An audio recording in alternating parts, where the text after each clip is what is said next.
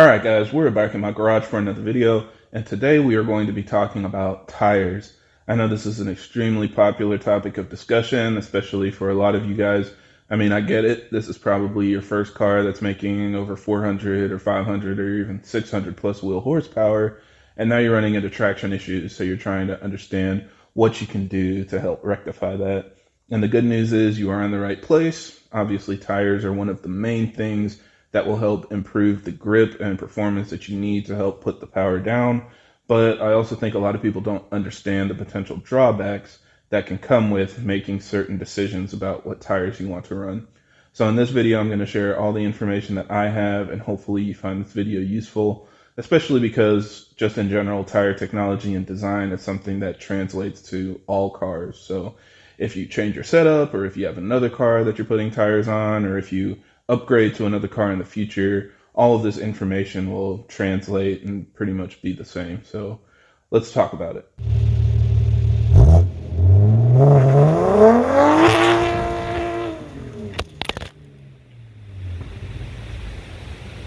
Now, as always, for everybody that's new to the channel, I create these videos to help keep you updated on the latest developments in our community, as well as discuss technical topics so that we have a better understanding of how our engines work.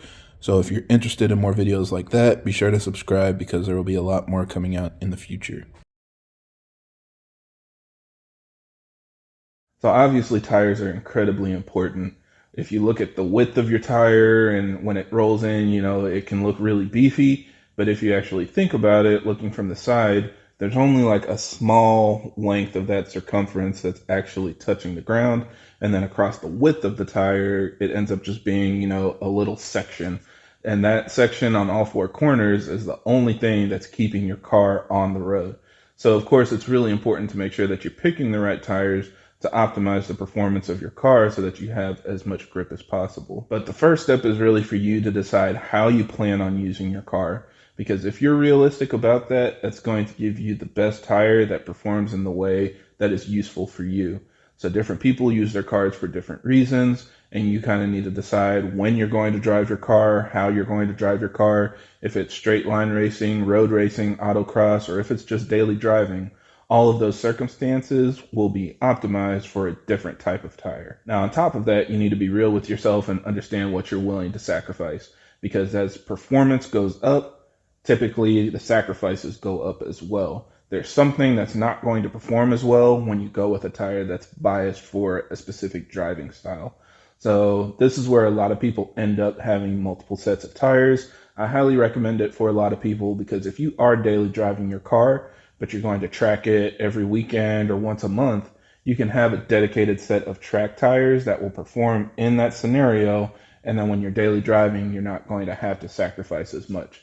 So that's usually the first step. Again, just understand how you drive your car and what your goals and purposes for your build, and that will help make sure that you're getting the right tire setup. Now, the good news is tires come in a couple different categories, and this helps direct you to the right tires for your specific driving circumstances.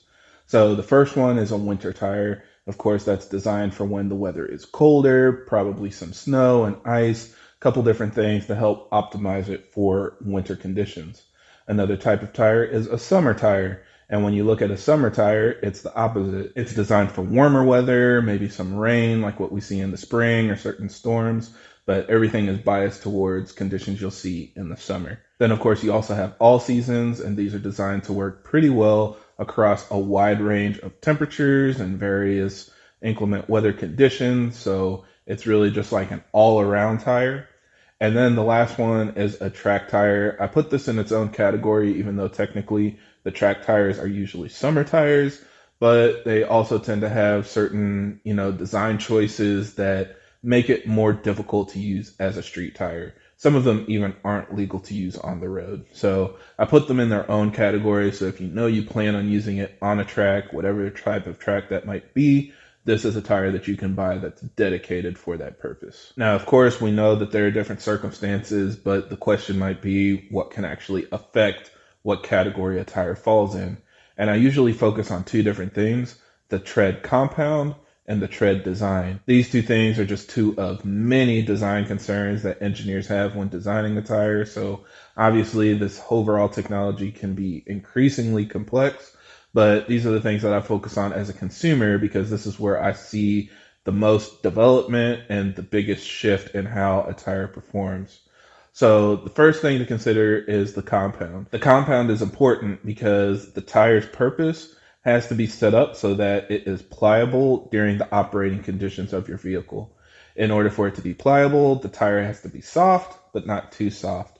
So what I mean by that is as the tire gets colder, it's going to get hard and it's basically not going to be able to grip the ground as well. Think about like a plastic Fisher Price tire. I mean, that's an over exaggeration, but obviously if you put that on your car, you'd have absolutely no grip. It would just spin because the tire is hard and it's kind of sitting on top of the pavement. If you have a soft tire compound, then it will actually sink into the pavement. It'll bite into, the rocks and everything that's made into your cement and, what they're using to pave your roads so that when you accelerate, turn, brake, whatever you're doing, it's going to have that increased surface area and contact patch so you get as much grip as possible. Now, on the other end, if your tire gets extremely hot and it begins to soften too much, it gets into a condition that a lot of people call greasy. It can kind of feel like the tire's flat and you're basically getting extra slop in your tire that's separate from your suspension and everything else that's built into your car. So it can just make the car feel really bad. And in a worst case condition, the tire compound can actually start coming apart. You'll see chunks come off and things like that. So you basically want a tire where the compound is designed to be soft in the conditions when you'll be driving. So obviously winter tires tend to be a softer compound. That helps ensure that when temperatures get below freezing, the compound is still going to be soft and you'll still get good performance in the winter. On the other hand, a summer tire will typically be harder so that as things warm up, it'll be softer in those warm conditions without getting too greasy so that you can get good performance even if it's 90 or 100 plus degrees outside. And then you move up to a track tire. And a lot of times these tires actually need to be heated up because normal driving won't get them into their operating temperature range. So that's where you see people doing like a burnout before a drag run because that cleans the tires and helps heat it up so that you get the stickiest performance out of that tire possible. Also, if you look at like a road course tire or, NASCAR or anything like that, they have these tires where they've got to turn the car back and forth and kind of scrub them because that creates the extra friction that you need to heat up the tires so that when you go around and actually race, they're as sticky as possible. If you went on those tires and just did a straight run or just tried to do a lap at 10 tenths, you would have absolutely no traction and the tires would probably feel worse than a regular summer street tire. So these tires, again, are designed to be pushed to the limit because in those conditions, the tires can get really hot, running them at high speeds and over, certain periods of time. But that also means that they're probably going to be too cold or too hard during normal driving conditions. Now, the other thing that I mentioned was the tread pattern. And this is important because now that you have a pliable tread, you're going to need a good tread pattern so that you can get as much of that tread in contact with the pavement as possible. So as an example, if you're looking at a snow tire, you're going to see these big blocks that are built into the tread design. And the goal of that is so that the tread can basically maneuver around the snow and try to get down through the snow to the pavement so that you can get as much grip as possible. So that gives like these channels for the snow to feed into. And then as you're driving, it can kick out the snow. And that is what helps give you better grip. Even if you're going in like certain icy conditions, you can see these studded snow tires and those studs will break through the ice. So again, you can help basically pierce through and get that tire in contact with the pavement. So that's the whole purpose of kind of that blocky design. On the other hand, if you look at a summer tire, they tend to have these sights built into the sides, and that is designed for rain. So you're going to be able to drive through a puddle or standing water or even just rain in general. And as you go over the pavement that's wet, the water will be sucked up into the sights and kicked out of the tire so that the tire can sink down and you can get that tread in contact with the pavement.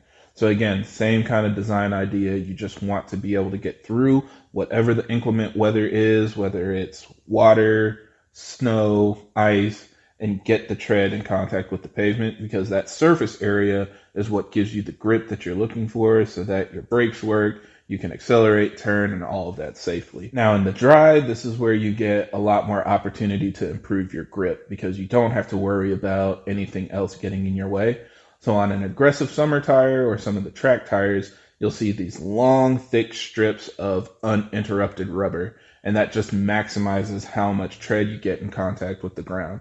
So the more the better, but keep in mind if you do experience any rain or snow or other inclement conditions, this is an area where you're not going to be able to evacuate that. And so that's where you can see people, suddenly spitting out when they try to drive in the rain or run into, standing water because you don't have anywhere for that water to go on a tire that's designed like that. So just keep that in mind. If this is going to be a car that you drive on regularly and you see rain, drive through storms or anything like that, you're going to want to pick a tire that has something built in to compensate for those conditions. So as you get to a better performing tire overall, it's going to also reduce some of your creature comforts.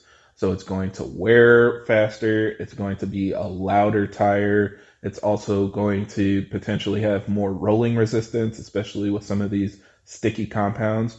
People don't think about it, but you get good grip on your launch and you're not going to spin. But as you're driving, you're also having more resistance due to how sticky the tire is. If you go on the opposite end, sometimes you'll see what people call a touring tire. And this is what's typically put on your car from the factory, especially if you just get, a minivan or whatever. These are designed to be quiet, comfortable, get good gas mileage. They basically just roll as freely as possible, and that improves the efficiency of the vehicle. So while these aren't optimized for grip, these are optimized for rolling performance and comfort of the vehicle. So most of us aren't as focused on that if we're building our cars to these kinds of levels, but that's just something else to consider. Like I've heard of people buying Firehawk Indy 500s. It's a pretty good, cheap summer tire, but what ends up happening is you hear a lot of noise in the car and they wear kind of quickly, and as they wear, they get louder. These are just some trade-offs that you're going to have to take on, especially for some of the cheaper tires in their category. So now let's talk about the best tires. And again, everybody's going to have a different definition of best because everybody drives their cars differently. And one thing I want to remind you is every tire has a limit. So just because it's the best tire for your setup, it's still going to struggle if you push it past the point that it's designed to perform in.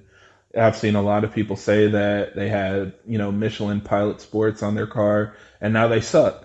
Well, the tires don't suck. It's that you're making 700 horsepower and you're just overwhelming the tire. It's a street tire that has a limit. Even the best performing tire is going to have a limit, and you need to drive within those limits if that's the best tire for your specific setup. So let's go ahead and go through it. First of all, on the 440i, I run a 200 tread wear tire. I actually run a Hankook RS4. I think that tire performs extremely well. It does need a little bit of heat to perform optimally, but majority of the driving that I do with my 440i is in the summer, and I do, pretty aggressive driving. We do some back roads and things like that. So it works well for me. I don't really drive it in the winter. I don't drive it when it's below 40 degrees outside. I definitely don't drive it in the snow, so I don't have to worry about those sacrifices. And also it comes in the tire size that I want, which we'll talk about fitment in a future video, but if you're looking for a specific tire size, you'll notice that some tire brands and stuff just drop off because they don't build their tires in that size for whatever reason. So that also can kind of make that decision for you. You can pick the best performing tire for whatever sizes you're going to put on your car. Now, overall, the 200 treadwear category is extremely competitive. 200 treadwear is a limit for a lot of different classes in autocross, time attack, things like that. They basically say that you can't run a tire that's more aggressive than 200 tread wear. So because this category is so competitive, a lot of people are putting tires in this category to try to see who can have the fastest tire. Generally speaking, the Bridgestone RE71R, or now it's the RE71RS, is the best performing tire in that category. It does wear the fastest, and the new one seems to have alleviated that a little bit, but the previous one kind of wore like a track tire. It just wore really, really fast, but it had similar performance and similar grip. So the 200 tread wear rating is starting to become more of a wavy dotted line. It kind of is what it is, but it's good to know that you can get a performance tire like that. I'm also interested in testing the new Continental Extreme Contact Force. This is actually a tire that was designed in conjunction with Hoosier. So I feel like this is something that definitely should be a capable setup, but it's brand new. There's not a lot of testing that has been done on it yet. So I'm thinking once these RS4s wear out, I might switch over to that one and try it out. Again, this is something that you can just kind of play with because different people like different tires more than others. And there's not one end all be all, solution for everybody. So I like to switch them up every once in a while just to see if, anything can be improved. Now on the 340, believe it or not, I went with an all season. And the reason why is because I drive it in all sorts of conditions. I drove it from December all the way up until now. And even today, it was 70 degrees. It was a nice, beautiful day. But this morning, it was 35 degrees. And so I know a lot of people really don't like all seasons. Frankly, they hate them, but they really do serve a purpose, especially in conditions like mine where you drive a car through all of the seasons. I'm not going to have two sets of wheels and tires for all of the cars in my garage. So for me, it works perfectly. It still gets pretty good grip. It's just a stage 1 tune, so nothing crazy. And I'm able to drive it whenever and wherever I want to. Now, the sacrifice is in the winter, in the snow, it won't perform as well as a dedicated winter tire. And in the summer, if I do go on back roads, it won't perform as well as a dedicated summer tire. But neither of those tires will perform as well in the opposite conditions that I can experience in a single day in the Midwest, just because I drive to work in the morning and I drive home in the afternoon. So I think most people understand that there's got to be some kind of balance, some kind of sacrifice. And for me, the all seasons fit the bill.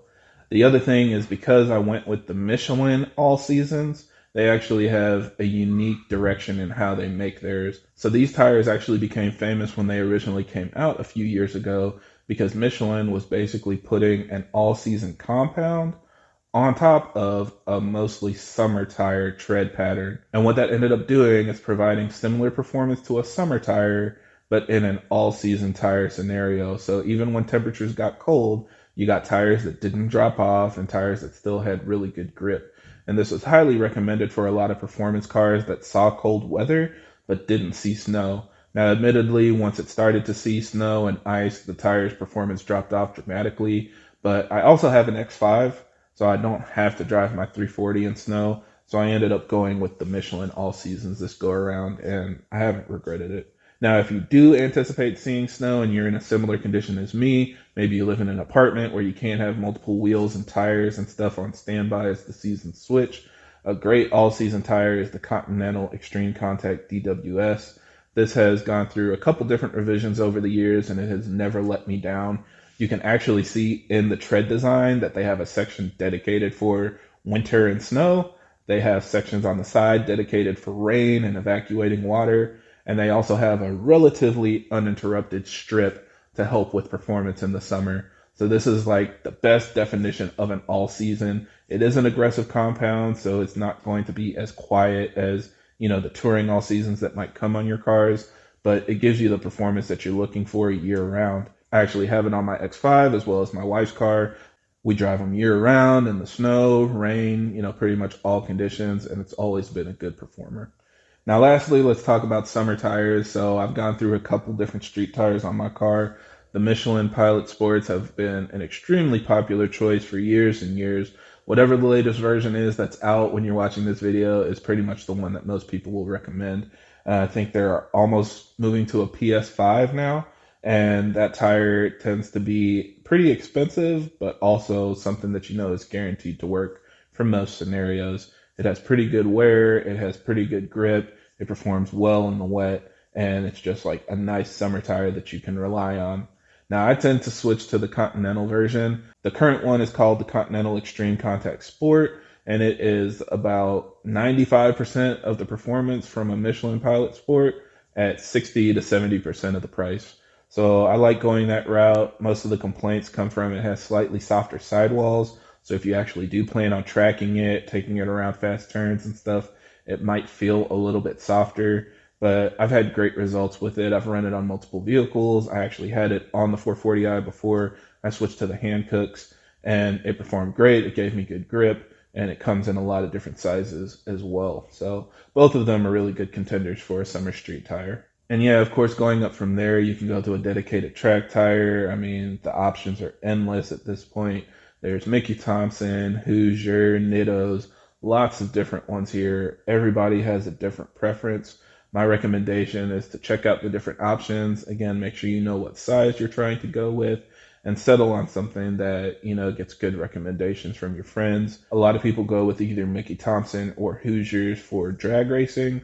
And if you're doing road racing, Hoosiers make a lot of really competitive track tires for, handling turns and things like that. But yeah, I mean, I think that's basically pretty much it. So hopefully we can do a little bit more testing with these tires this year. And like I said, I'll talk more about fitment because I've pretty much dialed in the fitment on the 440i. And I know a lot of people are asking about wheel sizing, offset, wheel specs, and stuff. So that'll come in a future video. But this one, I just wanted to talk about picking tires. So hopefully you found this video useful. Thank you guys for watching, and I hope this helps. And if you have any other questions or comments, leave them down below. And if you're doing road racing, Hoosiers make a lot of really competitive track tires for, handling turns and things like that. But yeah, I mean,